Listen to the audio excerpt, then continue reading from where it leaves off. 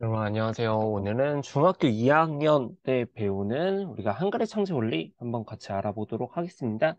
일단은 한글의 창제 원리가 이 부분이 약간 옛날 그 훈민정음 당시에 한글을 다루는 거라 조금 어려울 수도 있어요. 근데 다만 암기량이 그렇게 많지 않다는 거. 그러니까 우리가 암기만 잘하면 반대로 틀릴 게 없습니다. 그래서 여러분이 잘 알아두시면 좋을 것 같아요. 이거는 고1 때도 우리가 조금 개념을 알아야 되는 경우도 있고, 고2 때도 우리가 엄매를 배울 때 나올 수가 있거든요. 그래서 여러분 좀 잘 아시면 좋겠다. 자, 그래서 일단은 우리가 한글, 자, 한글이란 걸 누가 만들었냐? 이런 건 중요할까 중요하지 않을까? 이런 건 중요하지 않아요. 왜?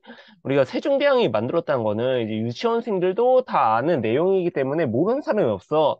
다 아는 거는 우리가 물어보지 않아요. 그럼 우리가 뭐가 중요하냐? 한글이 약간 언제 만들어졌는지, 그리고 뭐 어떻게 만들어졌는지, 그리고 왜 만들었는지, 뭐 이런 게 중요한 거거든요. 그래서 우리가 한번 같이 알아보도록 할게요. 자, 일단은 우리가 한글이 만들어질 당시 이름이 한글이 아니었죠?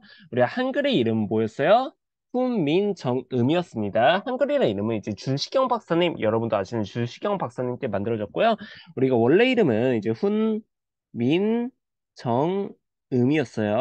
네, 훈민정음의 뜻 우리가 알고 있어야 되죠? 우리가 훈민정음 무슨 뜻이에요? 백성을 가르치는 성을 가르치는 바른 소리를 우리는 훈민정음이라고 합니다. 자, 그럼 훈민정음은 언제 만들어졌냐? 세종대왕과 이제 집현전 학자님들께서 창제를 1443년에 하셨어요. 창제 1443년 하시고요. 3년간의 검토 끝에 반포를 우리 1446년에 하셨습니다. 1446년. 그래서 만약에 문제에서 창제 이후 바로 반포하였다 하면 맞아요, 틀려요? 그건 틀리게 되었죠? 그래서 3년간의 검토 기간 끝에 반포는 1446년에 하셨다. 자, 그러면 이런 훈민정음을 왜 만드셨을까요? 이유를 알고 있어? 우리가 이런 약간 지배층들을 위해서였을까? 아니면 백성을 위해서였을까? 네, 백성을 위해서 만들었어요. 중요한 건 백성을 위해서. 해보실까? 자, 백성을 위해 만들었다. 그러면 왜 그 당시 백성들에게 왜 새로운 문자가 필요했을까? 이 백성들은 한자를 잘 알았을까 몰랐을까? 잘 몰랐어요. 여러분만 해도 한자 거의 모르잖아, 그치? 한문 시간에 있긴 해도 여러분이 한자를 막 잘하는 친구를 거의 쌤은 못 본 것 같아요. 근데 여러분들 한자를 모르는데 이제 지금같이 공부하기 좋은 이런 시절에도 모르는데 옛날 사람들은 오죽했겠어요. 그래서 이 백성들은 한자를 배울 시간이 이제 부족했어요. 자, 그러다 보니까 어떤 문제가 생겼냐면 사회 계층 간, 사회 계층 간 의사소통이 이제 원활하지 못했습니다. 자, 사회계층 간 의사소통이 원활하지 않은 건 무슨 소리냐? 우리가 뭐 나라에서 뭔가 백성들에게 시킬 때 막 공문 같은 걸 내리겠지. 어디 뭐 사각 같은 데 보면은 막 벽 같은 데 막 붙이잖아. 여기 이렇게 붙이는데 막 몰라 샬라샬라 한자로 써놓겠지. 그치? 그럼 백성들은 이걸 읽을 수 있어 없어? 백성들은 읽을 수 없다 보니까 이제 그런 나라에서 하지 말라는 일을 하게 돼서 막 벌을 받고 막 그런 상황이 되는 거야. 그래서 이런 백성들이 우리가 문자 생활을 누리지 못했기 때문에 문자 생활을 이제 누리지 못했다. 그래서 뭘 만드셨다? 이 한글이랑 글자를 만드셨다는 거. 자, 그럼 백성을 사랑해서 만든 거죠? 우린 백성을 사랑했다 해서 이런 걸 애민정신이랍니다. 애민정신. 사랑을 애, 백성 민자를 써서 애민정신. 그래서 우리가 한글을 만든 바탕에는 이런 백성을 사랑하는 애민정신이 깔렸구나. 이런 말이 나와도 맞고요. 그래서 우리가 애민정신을 비롯해서 창제정신도 먼저 말하고 갈게요. 자, 한글을 만들 때, 세종대왕이 만들 때 어떤 정신들이 깔려 있었냐? 그런 창제 정신을 한번 볼 텐데, 우리가 네 가지가 있습니다. 자주정신, 그 다음에 애민정신, 그 다음에 창조정신, 그 다음에 실용정신. 이렇게 네 가지 정신이 있거든요. 그래서 이거는 아마 여러분이 학교에서 막 배운다면, 그 훈민정음 그 서문이 있거든요. 서문. 그 우리나라 말이 중국과 달라. 뭐 한자어는 서로 사마띠가 통하지 아니하므로 뭐 이런 후민정음 서문이 있어요. 아마 그걸 통해서 배우시게 될 거예요. 네, 쌤은 그걸 다 쓰진 않고 그냥 어떤 정신인지 말로 한번 설명해 볼게. 네, 창제정신 중에 첫 번째로 자주정신은 뭐냐면 우리가 스스로 주인이 된다는 정신이에요. 그러니까 스스로 주인이 된다는 건 뭐냐면 우리 우리가 중국과 다름을 인식한 거야. 우리가 중국과 다름을 인식했다. 그래서 우리가 아까 방금 언급한 훈민정음 서문에서 어떤 말이 나오냐면 우리나라 말이 중국과 달라. 자, 이런 말이 나오거든요. 그래서 우리가 좀 오해하면 안 되는 게 자, 한글을 만들기 이전에도 우리말은 있었어요, 없었어요? 우리말은 있었어요, 얘들아. 그래서 만약에 세종대왕이 우리말을 만들었다 하면 틀리게 되는 거죠. 이거 써놓을까? 네, 이건 많이 나오는 순서니까 세종대왕이 우리 말을 만들었다 하면 이거는 틀린 말이 됩니다. 왜? 우리말은 이미 있었으니까. 그럼 세종대왕은 뭘 만든 거예요? 한글 문자를 만드시고 문자를 만들었다 해야 맞는 말이 된다는 거. 이건 조금 중요합니다, 여러분. 자, 그래서 어쨌든 우리나라 말이 있었는데 그걸 표현할 뭐가 없었어? 문자가 없었잖아. 그치? 그러니까 어떤 문자를 빌려 쓰게 된 거야? 중국의 한자를 빌려 쓰게 된 거죠. 그러다 보니까 중국의 한자는 중국어를 기반으로 해서 만드는 건데 우리는 당연히 우리말을 쓰니까 한자가 서로 맞지 않는 거야. 그러니까 어떻게 생각한 거야? 아, 우리만의 것이 필요하겠구나 이렇게 생각하신 거죠. 그래서 이렇게 우리가 중국과 다름을 인식한 정신을 우리 뭐라 한다? 자주 정신이라고 합니다. 스스로 주인이 된다. 근데 애민 정신은 우리가 방금도 말했는데 백성을 뭐 한다고? 사랑하는 정신이에요. 그래서 백성을 사랑한 백성 사랑. 하트. 자, 이런 정신이 애민 정신이라는데, 우리가 훈민정음 서문에서는 어떻게 나오냐면, 아이고, 어? 지워졌어. 백성을 사랑한다. 자, 이게 훈민정음 서문에서는 어떻게 나오냐면, 내가 이것을 가엽게 여겨. 이런 식으로 나와요. 내가 이것을 가엽게 여겨. 그래서 백성들이 뭐 말하고 하는 바가 있어도 끝내 뜻을 밝히지 못하니라 내가 이것을 갈게 여겨 뭐 이런 문장이 나오거든요. 그래서 백성을 갈게 여긴다는 점에서 아 백성을 사랑하는구나. 그래서 우리 어떤 정신이란다? 애민 정신이랍니다. 네, 창조 정신은 우리가 새롭게 만들었다. 새롭게. 그러니까 다른 글자들을 본뜨지 않고 우리가 아예 처음부터 새롭게 무에서 유를 창조했다 해서 우리는 뭐라는 거예요? 창조 정신이랍니다. 그래서 훈민정음 서문에서는 어떤 식으로 나와 있냐면 새로 28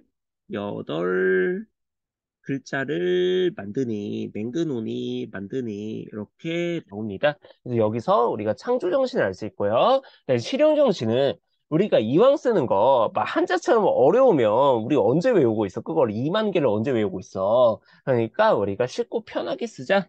그래서 쉽고 편리하게 쓰자. 그래서 이걸 우리는 실용정신이랍니다. 우리가 후민정음 서문에서도 뭐 쉽고 편리하게 쓰고자 할 따름이니라 쓰게 하고자 할 따름이니라 이런 식으로 나와 있어요. 그래서 우리가 창제정신 같은 경우에는 만약 학교에서 배웠다면 매우 매우 중요합니다. 무조건 나오는데 그 미래엔 출판사 같은 경우에는 이 창제정신에 관한 내용이 없어요. 그럼 그냥 뭐 넘어가시면 되고 아니면 학교쌤이 언급하셨으면 조금 기억할 필요는 있겠죠. 근데 쌤은 기억하는 걸 추천드리는 게 우리가 어차피 고1 때 이제 훈민정음 걸 다시 배울 거예요. 서문을 이제 중세국어로 된 걸로 배울 거야. 그때 우리가 이런 정신들 또 다시 공부해야 되거든요. 그래서 지금 이 기회에 배우는 김에 좀 알아두시면 좋을 것 같아요. 그래서 창제정신이 이 훈민정음을 왜 만드셨냐? 그거에 해당되는 거예요. 가장 직접적인 이유는 뭐겠어요? 이 애민정신, 백성을 사랑해서 백성을 위해서 만들었구나. 그러면 그 당시 지배층들은 한글 창제에 찬성했을까 반대했을까? 지배층들은 반대했어요. 자, 지배층들은 왜 반대했을까? 따로 써놓자. 지배층은 반대했다. 아, 색깔이 보는데. 뭐 검은색. 지배층은 반대.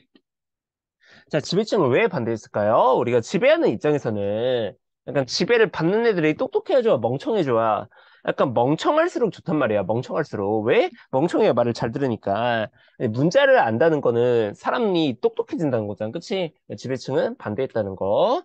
뭐 그런 것뿐만 아니라 사실 지배층 입장에서는 한자를 다 잘 쓰고 있는데 누가 여러분한테 한글 대신 뭐 이상한 문자 새로 외우라고 해봐. 그럼 외우고 싶겠어요? 뭐 그런 이유에서도 반대하지 않았을까? 어쨌든 지배층은 반대했다는 거 알고 있을게요. 그래서 우리가 지금 훈민정음을 언제 만들었는지, 그리고 왜 만들었는지 배웠고요. 그러면 어떻게, 사실 창조의 원리니까 뭐가 제일 중요해요? 이 어떻게가 가장 중요하죠? 그래서 어떻게 만들었는지 창조의 원리를 한번 말해볼게요. 창조의 원리. 창제 원리. 자, 그래서 일단은 훈민정음은 총 몇 자라 있어요? 우리가 아까 살짝 언급드렸는데, 새로 몇 글자를 만들었다? 28글자를 만들었다. 그래서 창제 원리 28자. 28자가 어떻게 만들어졌는지는 우리는 볼 건데요. 우리가 일단 자음과 모음을 나눠봐야겠죠? 그럼 자음은 몇 자냐? 자음은 17자가 됩니다. 근데 모음 같은 경우에는 우리 11자가 돼요. 그래서 이거는 조금 기억하셔야 돼요, 얘들아. 자음 17, 모음 11자. 그래서 합쳐서 훈정은 총 몇 글자? 28글자. 이렇게 알아두시고요. 그러면 우리가 자음부터 한번 가볼게요. 자, 자음이 조금 빡세고, 이제 모음은 쉽습니다. 그러니까 자음부터 해보자. 자음. 자, 자음 몇 자라고요? 17자. 자, 자음을 일단은 만드실 때 모든 것의 기본이 되는 이제 기본자를 정했어요. 기본자. 자음의 기본자 5가지를 만드셨거든요. 일단 기본자부터 알고 하자. 기본자는 기역, 니은, 미음, 시옷, 이응 이렇게 5가지 기본자를 만드셨습니다. 자, 우리가 기본자로 기역, 니은, 미음, 시옷, 이응 이렇게 5가지를 만드셨다. 이거 우리가 어떻게 외우냐? 마음속에 그녀 마음속에 혹은 우리가 뭐 그녀 몸속에라고 해도 되고 뭐 원하시는 대로 외우면 돼요. 쌤은 그냥 몸속이라 하면 뭔가 오해 여지가 생길 수 있어서 그냥 맘속이라고 하겠습니다. 자, 그녀 맘속에 우리가 이 5가지 기본자를 정했어요. 자, 우리가 그러면 이 기본자는 어떻게 만들어졌냐? 우리가 어떤 원리를 사용했냐를 배우고 있는 거거든요. 그럼 기본자는 어떤 원리로 만들어졌냐? 상형의 원리로 만들어졌어요. 상형의 원리. 중요합니다, 여러분. 지금부터 쓰는 거 다 중요하니까 꼭 암기를 하고 시험 보시길 바라요. 상형의 원리. 자, 이런 그런 상형이라는 게 뭘까? 상형. 그래서 우리가 한자를 상형 문자라 하잖아. 왜 상형 문자라는 거야? 우리가 막 이게 뭐 불화자잖아. 이게 왜 불화자인 거야? 이 불의 모양을 본땄다 해서 우리는 상형 문자라는 거죠. 한자를. 그래서 상형의 원리라는 건 모양을 본뜨는 거예요. 근데 그럼 자음은 뭐의 모양을 본떴냐? 발음기관의 모양을 본뜨게 됩니다. 발음기관의 모양을 본뜸. 자, 그래서 어떤 것의 모양을 본뜨는지도 당연히 중요합니다. 우리가 자음의 기본자는 상형의 원리, 모양을 본뜨는 원리가 사용되는데 어떤 것의 모양을 본떴다? 우리 사람의 발음기관의 모양을 본떴구나. 그러면 사람의 발음기관을 한번 우리가 그려보자면 이렇게 이렇게 뭐 대충 아시겠죠? 이게 혀고 이게 뭐 입술이고 이게 뭐 이고 이게 뭐 입천장이고 그렇습니다. 그래서 이게 사람의 발음기한 모양인데 일단 우리가 기억을 발음해 보자. 그럼 기억은 우리가 기억을 발음할 때 혀가 어디로 갈까? 약간 이런 식으로 들어가는 게 느껴지시나요, 여러분? 아마 들어갈 거야. 만약 안 들어간다, 그럼 병원에 가세요, 여러분. 근데 혀가 이런 식으로 들어가는 모양이 되게 됩니다. 그래서 이 모양을 본뜨셔서 기억을 만드셨고, 이름 짓기를, 혀가 어금니 쪽으로 가는구나. 그래서 우리는 어금니 소리라 해서 어금니 소리. 어금니 소리. 그리고 어금니 소리라고 당시에는 안 하고 한자로 말했어요. 그래서 어금니를 한자로 우리는 아라 하거든요. 코끼리의 어금니를 우리는 상아라 하잖아요. 그래서 우리가 어금니를 한자로 아라 해서 이걸 한자로는 아음이라 합니다. 아음. 아음. 자, 그러면 어떤 모양을 이건 본뜬 거냐? 어떤 모양을 본뜬지도 쓰면 우리가 이거는 혀뿌리가 우리가 목구멍에 닿는 모양. 목구멍을 막는 모양이라 해도 되고요. 목구멍에 닿는 모양. 이렇게 알아두셔도 됩니다. 그래서 우리가 기억은 이 모양을 붙여서 이름 짓기를 혀가 어금니 쪽으로 간다 해서 우리 뭐라 했다고요? 어금니 소리 한자로는 아은. 이게 어떤 모양이라고? 혀뿌리가 목구멍에 닿는 모양. 이렇게 외우셔야 돼요, 얘들아. 그 다음에 우리 니은 같은 경우에는 는. 우리가 발음할 때 혀가 어떻게 돼? 는. 윗니몸에 요렇게 닿게 되죠. 그쵸? 그래서 이 모양을 본뜻이셔서 니은을 만드셨고, 이름 짓기를 우리 혀가 이제 가고 있는 거잖아. 혀가 간다 해서 우리는 혀소리라 했어요. 혀소리. 혀소리다. 자, 근데 혀를 우리 한자로 뭐라 할까? 자, 소의 혀를 우리가 먹기도 하잖아. 그 음식 이름이 뭐냐면 우설이에요, 우설. 그래서 우리는 혀는 설자를 씁니다. 그래서 설음이라 하셨다, 한자로는 설음. 그다음에 이거를 좀 풀었으면 어떤 모양을 결국 본뜬 거냐. 혀 끝이 윗몸에 닿는 모양을 본뜨셔서 이 니은을 만드셨다. 그 다음에 우리 미음 같은 경우에는 자, 이런 미음이란 자음을 우리는 입을 벌리고 발음할 수 있을까 없을까? 우리는 입을 벌리고 발음을 할 수 없고 이런 식으로 윗입술과 아랫입술이 닿아야 우리는 발음할 수 있어요. 근데 미음은 어떤 모양을 보통냐면 여기 이렇게 네모난 사람의 입모양을 보통 습니다. 근데 쌤이 이거 수업할 때마다 쌤 사람의 입모양이 타원이지 왜 네모네요 이렇게 자꾸 태클을 거는 친구가 있어요. 과학적으로 조금 설명을 드리면 자, 여러분, 우리가 이렇게 이런 동그라미에 이렇게 입술을 붙인다면 이거는 사람 입 같지가 않죠. 그쵸? 이거는 약간 뭐 말발굽? 약간 그런 느낌이 나잖아. 그치? 근데 우리가 네모에 이렇게 입술 붙이면 이거는 누가 봐도 이제 사람 입이잖아요. 그쵸? 그러니까 우리가 사람의 입 모양은 어떤 모양이다? 네모 모양이다. 이래도 이해가 안 간다 하면은 나한테 따지지 말고 세종대왕님께 따져주세요. 그래서 종묘에 세종대왕님 모시고 있잖아요. 거기 가서 나한테는 따지지 말고 거기 가서 따져. 그래서 어쨌든 미음은 우리가 사람의 어떤 모양 붙었다? 입술 모양. 입술 모양을 붙어서 우리는 입술 소리라 해요. 입술 소리. 입술을 우리는 한자로 뭐라 하냐면 순이라 해요. 그래서 순음이라고도 하시다. 순음. 쌤이 아이패드가 점점 마팅이 가고 있어. 이게 삐기가 자꾸 씹히더라고요. 어쨌든 입술 소리, 그다음에 수는, 그다음에 모양을 뭐 굳이 말하자면 입술 모양, 혹은 뭐 입 모양이라 해도 여러분 틀린 게 아니에요. 입 모양이라도 돼. 입 모양, 입술 모양 이렇게 본땄고요. 그다음에 우리가 시옷 같은 경우에는 우리가 시옷을 발음할 때 윗니와 아랫니 사이가 스스스 이렇게 좁아지면서 소리가 나오잖아요. 그쵸? 그래서 이 시옷을 만들 때는 이 뾰족한 이의 모양을 붙여서 시옷을 만드셨다. 그래서 이름 짓기를 우리는 이소리라 하셨습니다. 이소리. 그리고 이를 한자로 뭐라 할까? 우리 이 아프면 당연히 치과에 가죠. 그래서 치은. 그리고 우리가 어떤 모양? 이의 모양을 본떴다.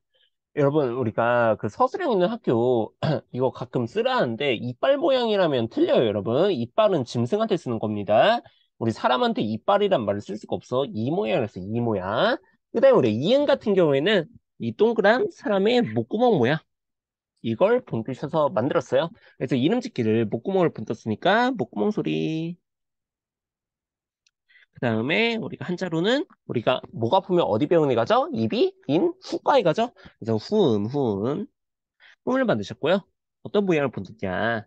우리가 목구멍 모양을 본떴다. 목구멍 모양. 그래서 이렇게 기본자가 어떤 모양을 본뜨고 이름이 뭔지까지 우리가 한번 알아봤어요. 그래서 여러분 이거 반드시 외워야 돼. 특히 우리가 일단은 그녀 맘속에 이 5가지가 기본자는 거 반드시 아셔야 되고요. 그다음에 한자 이름 같은 경우에도 학교에서 알려줬으면 우리가 좀 알고 있어야 돼, 얘들아. 아설순추. 그래서 우리 이거 어떻게 외우냐? 그녀 맘속에 뭐가 산다? 아설순추가 산다. 그녀 맘속에 아설순추. 약간 뭔가 아설순추가 기생충 같고 약간 느낌 있지 않나요? 그래서 어쨌든 근육맘 속에 아설순추가 산다. 그럼 당연히 한글 이름도 당연히 아셔야 되고요. 이 모양도 당연히 아셔야 되는데 사실 입술 모양, 이 모양, 목구멍 모양 쉽잖아요. 그쵸? 그러니까 이거 두 개로 약간 함정 많이 파거든요. 그래서 여러분이 잘 읽고 풀어주시면 되겠습니다. 그리고 지금 찍는 계절이 여름이니까 좀 무서운 이야기 하나 하자면 여러분 이 사람의 발음 기관 단면을 이제 어떻게 안 걸까요? 세종대왕은 그래서 그런 썰이 있어요. 이제 이걸 만드실 때 죄수들에게 야 이거 발음해봐 하고 발음하자마자 죽여서 그걸 해부해서 이렇게 모양을 바탕은 그런 무시무시한 이야기가 있습니다. 믿거나 말거나. 그래서 어쨌든 우리가 자음의 기본자 상형의 원리로 만들었다는 거 꼭 기억하시고요. 그 다음에 우리가 자음을 이 5개만 쓰는 게 아니잖아요. 우리가 아직 12개나 남아있어. 그럼 나머지 12개는 우리가 어떻게 만들었나? 우리가 한 가지 원리가 더 사용되는데 우리가 그걸 가획의 원리라 할 거예요. 가획의 원리. 한 가지 원리 더. 가획의 원리가 사용되었다. 자, 가획이란 뭐냐면, 그러면 우리가 현자 시간에 약간 획이 뭔지 배웠잖아요. 획은 뭐야? 글자에서 선 하나하나를 우리 뭐라 해요? 획이라 하죠. 그쵸? 그 획, 그러니까 선을 더했다고 생각하시면 돼요. 이제 우리가 기억에 선을 더하면 예를 들어 뭐가 돼? 이렇게 키읔이 되잖아요. 이런 식으로 선을 더하는 걸 우리 뭐라 한다고요? 가획이라 합니다. 근데 의미 없이 선을 더하는 거 아니겠지, 얘들아? 우리가 보면, 자, 기억에 선을 하나 더해서 키읔이 됐어. 그럼 발음이 더 어떻게 됐어? 기억보다 키읔이 발음이 더 어때요? 발음이 더 강하죠, 그쵸? 그래서 우리가 의미 없이 아이고, 의미 없이 선을 더하는 게 아니라, 우리가 선을 더할수록, 획을 더할수록, 발음이 어떻게 진다? 획을 더할수록, 발음이 거세짐. 그래서 우리가 획을 더할수록 발음이 거세지는 걸 어떤 원리를 한다? 가획의 원리를 한다는 거. 그래서 기억의 선을 더하면 키읔이 되고요. 자, 니은의 선을 더하면 어떻게 될까? 디귿이 되고 하나 더 더하면 티읕이 되겠죠? 그 다음에 우리가 미음의 선을 더하면 비읍이 되고요. 위아래로 더하면 피읍이 돼요. 그 다음에 우리가 시옷의 선을 하나 얹으면 지읒이 되고요. 하나 더 얹으면 우리가 치읓이 되죠? 그 다음에 우리가 이응의 선을 하나 얹으면 요런 친구가 되고요. 하나 더 얹으면 히읗이 되는데 자 그러면 우리가 이 요상한 친구의 이름은 뭐냐? 이 친구의 이름은 자 우리가 생각해보자. 이 이름을 한번 추측해보는 거야. 얘 이름은 히읗이잖아. 그치? 근데 우리가 획을 더할수록 발음이 강해지는 거라며 그럼 이 친구는 히읗보다 선이 하나 덜 있잖아. 그치? 그럼 히읗보다 발음이 강하겠어? 약하겠어? 약하겠죠? 약한 히읗이라 해서 우리 뭐라는 거야? 여린 히읗이랍니다. 여린 히읗. 지금은 당연히 안 쓰죠. 근데 어쨌든 우리가 이런 여린 히읗 이런 글자도 있었구나. 그래서 우리가 자음의 기본자에 가획을 했어. 가획이 뭐라고요? 획을 더할수록 발음이 거세지는 거 아니면 발음의 세기에 따라서 획을 더하는 거 이걸 우리 가획의 원리를 하는데 기본자에 획을 더해서 이제 9자를 더 맞는 거예요. 자 그러면 우리가 기본자 5개 가획의 원리로 만든 가획자 9개 그럼 합치면 몇 개예요? 14개죠? 그러면 우리가 아까 참 몇 개라 했어요? 17자라 했어요. 나머지 3개는 뭐냐? 나머지 3개는 우리가 이체자라 부릅니다. 이체자. 나머지 3개는 우리가 이체자라고 한다. 이체자. 자, 이체자는 우리가 여기 이자가 약간 다를 이자거든요. 다를이. 다를이 어떻게 쓰더라? 미쳤나 봐. 뭐 이거일 거예요, 아마. 다를이. 그러니까 뭔가 약간 특별한 친구들이다. 남들과는 다른 친구들이다. 그럼 뭐가 다른 것이냐? 얘는 가획을 해도 소리가 이제 거세지지 않아요. 거세지지 않은. 자, 그래서 우리가 아까 가획을 할수록 이제 소리가 거세진다 하잖아. 그치? 근데 이 시자는 뭐라고? 왜 이 특별한 친구들이라고? 가획을 해도 소리가 안 세져서 특별한 친구들이라 합니다. 특별한 친구 3개 있어요. 뭐가 있냐면, 이런 친구가 있고요. 그러니까 세모같이 생긴 애가 있고 그 다음에 리을 이렇게 있습니다. 그래서 이렇게 이체자 3개를 만들었다. 그러니까 이 사과같이 생긴 애, 이 사과같이 생긴 애 이름은 뭐라 하냐면 예리응이라고요. 예리응. 그 다음에 우리가 이 세모같이 생긴 애는 반치음이라 해요. 반치음. 반치음. 그래서 우리가 획을 더해도 소리가 거슬지 않는 친구 세 친구 우리가 예리응, 리을, 반층까지 이런 꼭 알아두셔야 되고 특히 주의할 게 예리응 이 친구거든요. 자, 얘를 왜 주의해야 되냐면 우리 반층 같은 경우에는 누가 봐도 이 시옷의 선을 더한 거잖아. 그치? 그러니까 당연히 반치음은 치음이에요. 치음. 얘는 치음에서 이 소리야. 여기 이렇게 속한단 말이야. 그리고 리을 같은 경우에도 당연히 니은의 선을 더한 것 같잖아. 그치? 그러니까 얘도 이제 혓소리, 서름에 해당한단 말이야. 그래서 우리가 뭐 반서름이라고 합니다. 어쨌든. 리을도 이제 혓소리 서름에 해당되는데, 우리 예디은 같은 경우는 누가 봐도 이제 이응의 선을 더한 것 같잖아요. 근데 얘는 어금니 소리에 해당합니다. 자, 왜 그런지는 나는 몰라. 그러니까 여러분 그냥 기억해. 우리가 예디응은 어떤 소리다? 어금니 소리예요. 그래서 약간 이 체제 중에서도 가장 특별한 친구가 이 예디응이 아닌가? 그렇게 우리가 생각을 하면 됩니다. 그래서 어쨌든 우리가 자음 17자가 어떻게 만들어진지 봤어요. 근데 우리가 조금 추가적으로 설명할 게 아직 좀 남았어요. 보면. 자, 우리가 이 자음 이렇게 17자를 써봤는데 이 중에 지금 안 쓰는 글자들이 있어. 뭐가 있어? 뭐 여린이웃도 있고 예디응도 있고, 아이고, 예디응도 있고, 그리고 반치음도 지금 안 쓰잖아, 그치? 이 친구들은 옛날엔 썼지만 지금은 안 쓰는 거야. 지금은 사라진 글자들이에요. 그래서 이렇게 지금은 사라진 글자들을 우리 뭐라고 하냐면 소실 문자랍니다. 소실 문자. 없어졌다. 그래서 소실 문자. 소실이 뜻이 뭐라고요? 없어진 거. 그래서 없어진 문자 우리 네 가지 할 거거든요. 자음에서 우리 세 가지 배웠죠? 여린이응, 예리응, 반치음. 이 세 가지 친구 자음 중에서 없어졌고 모음에서 우리가 아래아 이 친구의 이름이 아래아거든요. 왜 아래아인지는 좀 이따 설명드릴게. 아래아. 근데 모음 중에 이제 아래아라는 친구가 있어요. 그래서 이 네 가지 친구가 옛날에 있었지만 지금은 없는 글자들이야. 그러면 우리는 이 네 친구를 외워야겠죠? 근데 이거 외우는 거 되게 쉬워. 봐봐. 그러니까 자, 여름이읍 두 개 그리고요. 자, 반치음 하나 그리고요.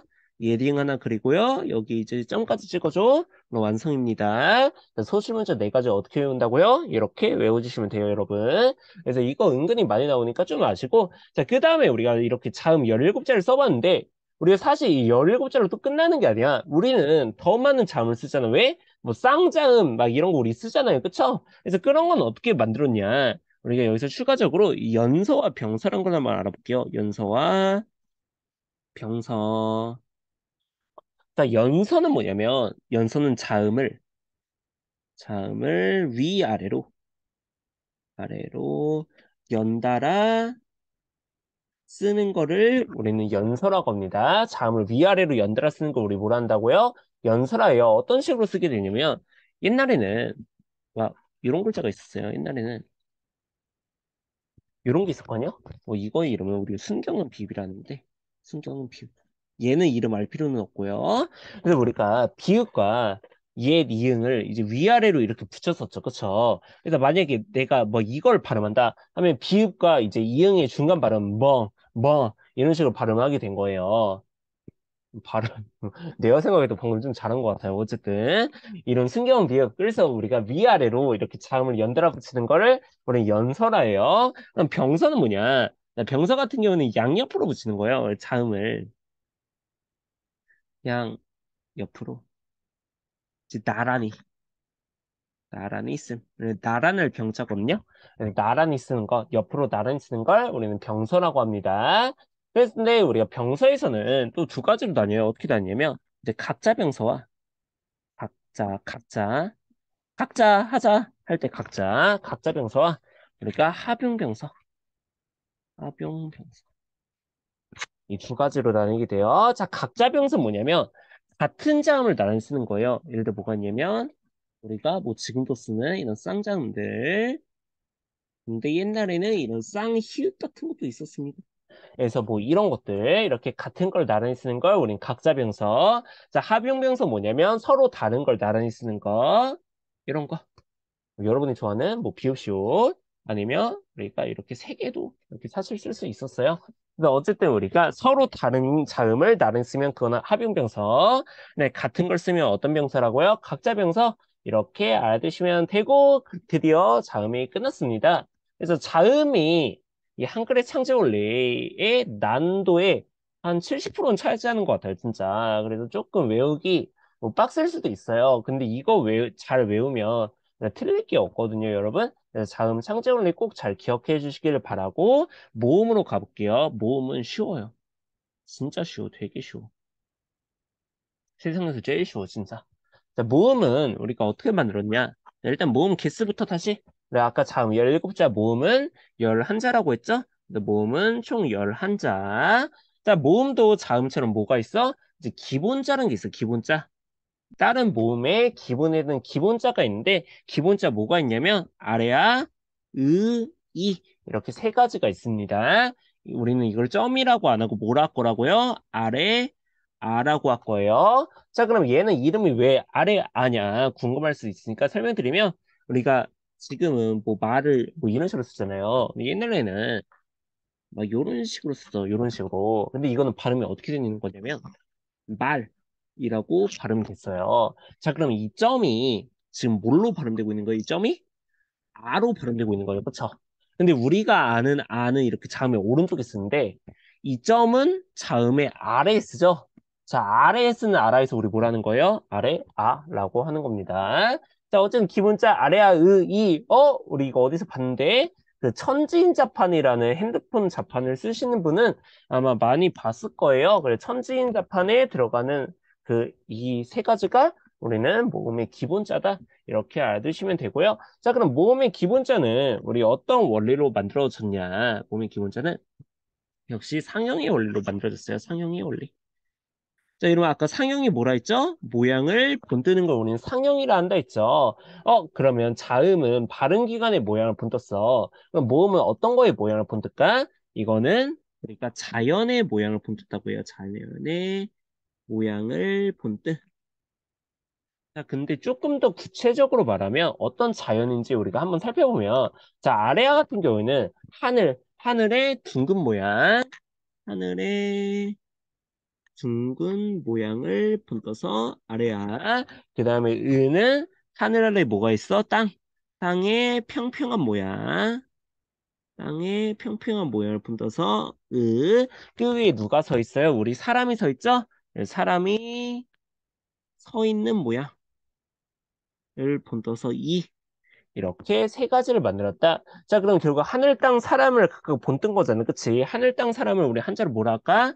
천지인이라요. 그래서 만약에 자연의 모양을 본떴다 이런 말 대신에 우리가 뭐 천지인을 본떴다 해도 맞고요. 그 다음에 우리가 이건 약간 심화인데 자, 천지인을 유교에서는 뭐라 하냐면 삼재라 해요. 삼재. 삼재란 게 이제 우리 세상을 이루고 있는 가장 기본적인 것 세 가지라 해서 삼지라 하거든요. 근데 어쨌든 이런 건 알 필요가 없고, 자, 우리가 알아야 되는 거, 이게 약간 유교적 사상이라는 거예요. 삼지라는 게 그냥 유교와 관련된 어떤 사상. 이렇게 아시면 돼요. 그러니까 만약에 문제에서 모음을 만들 때는 약간 유교적 이념, 그러니까 유기적 이념 혹은 유기적 사상이 들어갔다 하면 맞아 틀려요? 이건 맞는 말이 되는 거야. 근데 만약 자음에서 자음을 만들 때는 유기적 이념이 들어갔다 하면 틀려요. 그건 또. 모음에서는 뭐가 들어갔다? 약간 유기적 사상, 유기적 이념이 들어갔다는 거 살짝만 기억할게요. 그 다음에 우리가 이제 기본자는 상형이 원래 이렇게 천지인의 모양을 본떴는데 나머지 거는 어떻게 했냐? 자, 우리가 천지인 자판을 한번 써봤다고 가정하고 천진자판이 뭐 이렇게 있잖아요. 그쵸? 내가 만약 여기서 이제 아라는 글자를 만들고 싶어. 자, 아라는 글자는 어떻게 만들어? 이를 누르고 이 아래아를 누르면 이렇게 아가 되는 거죠. 그쵸? 그 다음에 우리가 친구한테 뻑큐를 날리고 싶어. 뻑큐를 날리면 어떻게 해야 되는 거예요? 아래아를 누르고 을을 누르면 뻑큐가 되는 거죠. 그쵸? 그래서 이런 식으로 이제 모음들의 기본자를 합쳐서 새로운 글자를 만들 수가 있다는 거야. 그래서 이런 걸 우리 어떤 원리를 하냐면 합성의 원리랍니다. 합성의 원리, 합성의 원리. 자, 합성이란 이제 서로 다른 글자를 합쳐서 새로운 걸 만드는 걸 우리는 합성이랍니다. 자, 합성의 원리로 만든 모음자에는 또 두 가지로 나뉘어요. 어떻게 나뉘냐면 초출자와 제출자로 나뉘어요. 초출자와 제출자.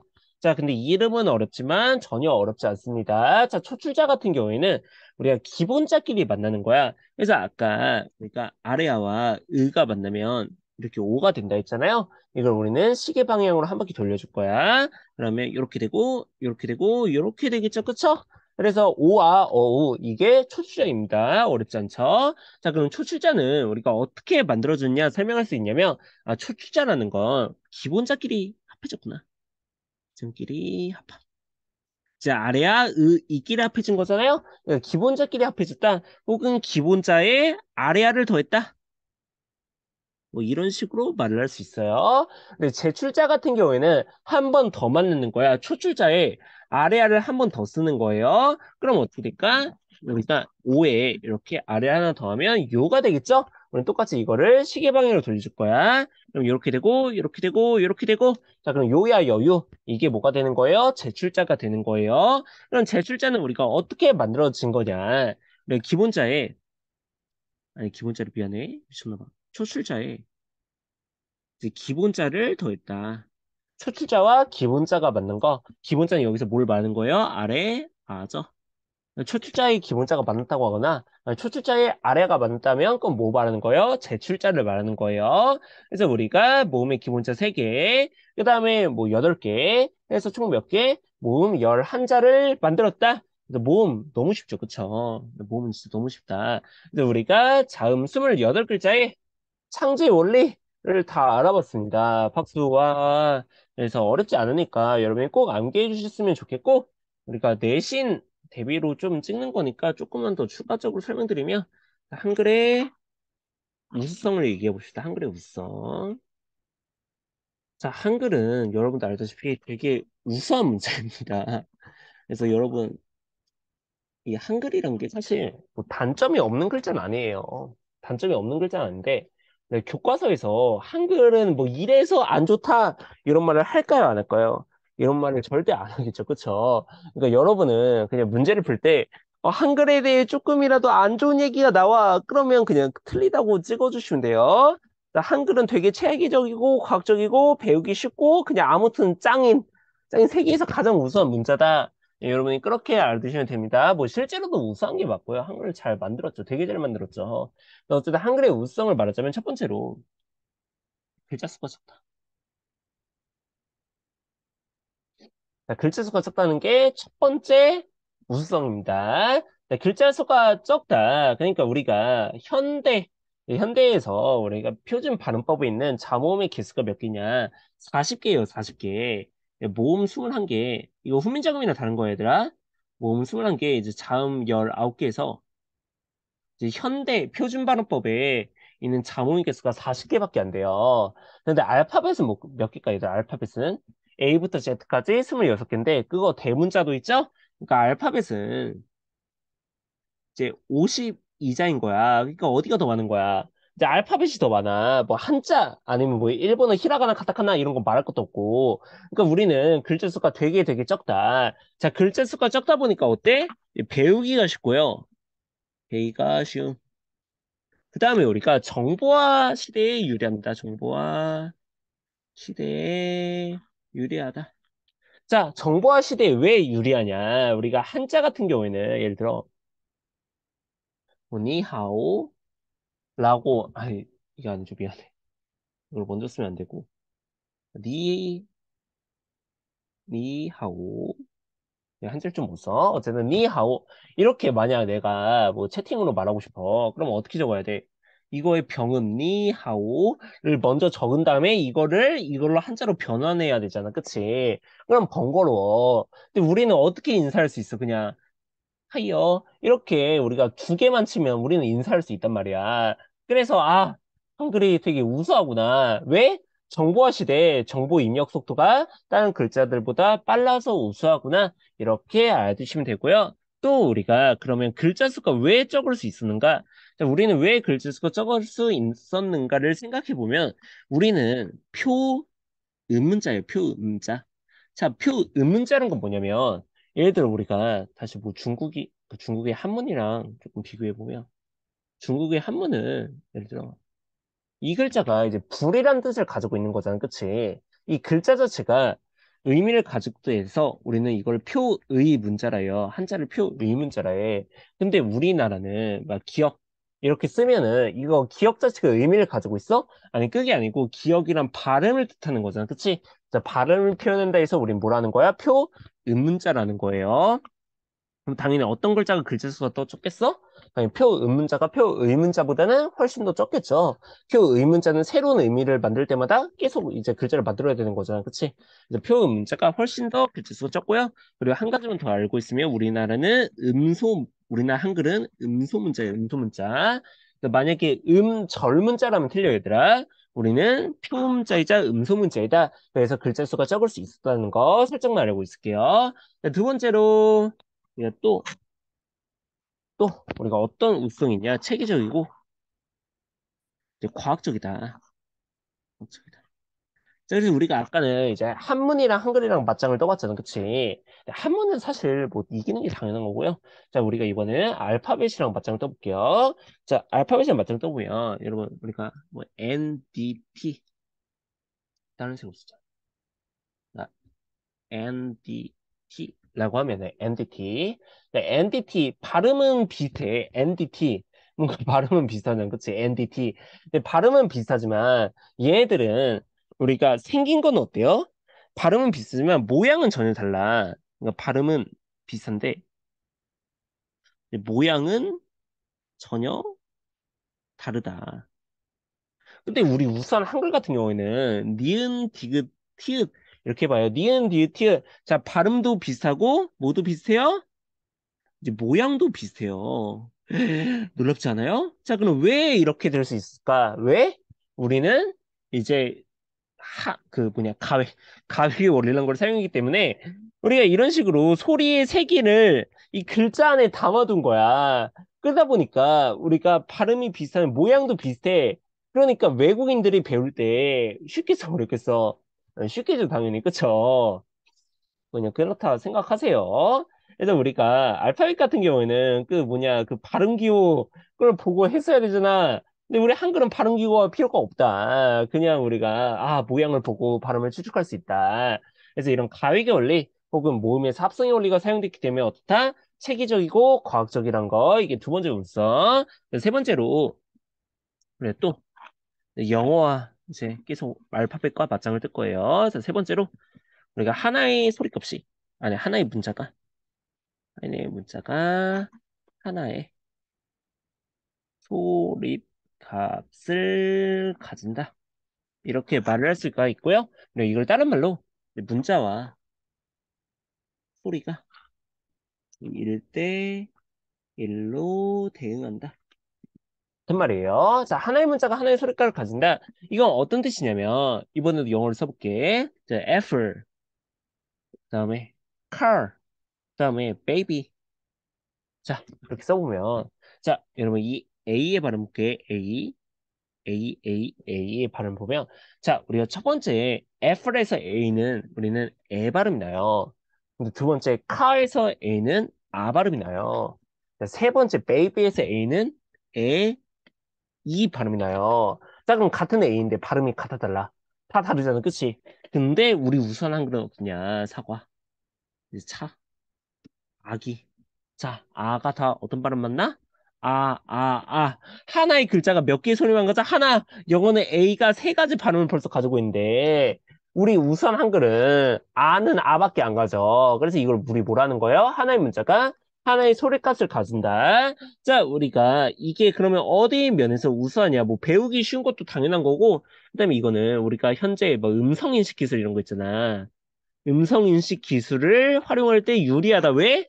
우리가 영어 같은 경우에는 발음이 다 다르니까 AI가 이게 어떤 아지? 이런 식으로 생각이 조금 헷갈릴 수 있는데 우리는 사과 하면 이게 아구나 이런 식으로 바로바로 이 AI가 생각을 한다는 거죠.